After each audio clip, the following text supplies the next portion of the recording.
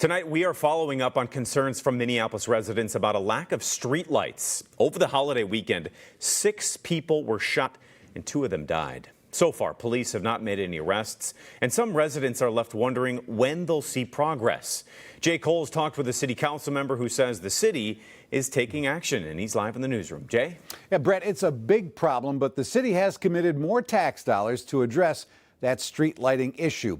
And one city council member tells me if you have a spot that needs extra lighting, call the city and they will fix it as quickly as possible.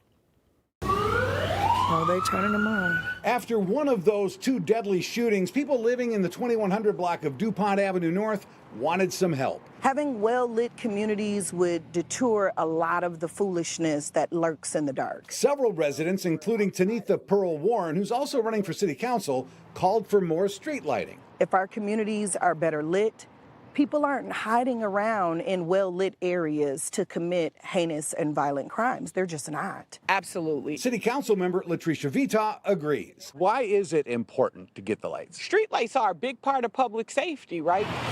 The city just approved an additional $1 million in contingency fund tax dollars to repair about 20 miles of streetlights in the city. Most of those are damaged from copper thieves. Others have been shot out. What's the message? So the message is report if you have streetlight outages or report if you need streetlights installed.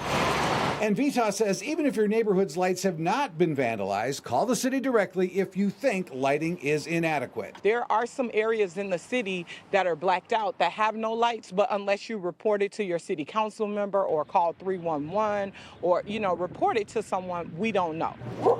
These are some of the new streetlights in the 4900 block of DuPont Avenue, just north of where Friday's deadly shooting happened.